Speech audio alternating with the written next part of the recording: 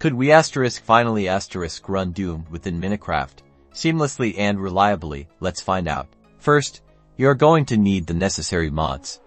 I'm using a modern Minecraft version, so locate a compatible mod that allows for custom block and texture replacements, as well as scripting.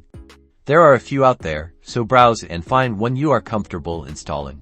Install the selected mod into your Minecraft installation. Follow the mod's installation instructions precisely. Usually, this involves placing the mod file into your Minecraft's mods folder. Be sure to check the mod's dependencies, as some require additional supporting mods to function correctly. Next, you'll need the Doom WAD file. That's the game data containing the levels, textures, and enemies.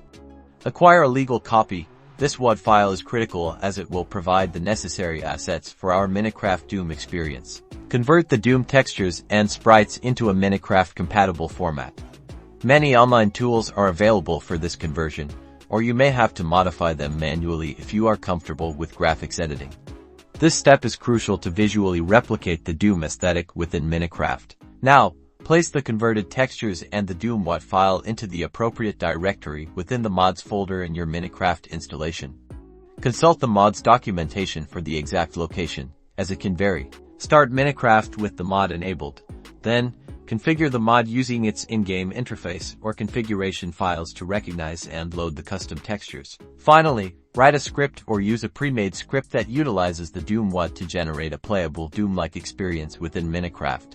The script will handle loading the levels and AI, however limited for enemies. Remember that it might not be a one-to-one accurate Doom recreation. And there you have it, a basic Doom-like experience inside Minecraft. Fine-tune the scripts, adjust the textures, and keep experimenting to push the boundaries of what's possible. The performance may not be great and require plenty of fine-tuning, but the possibility is there.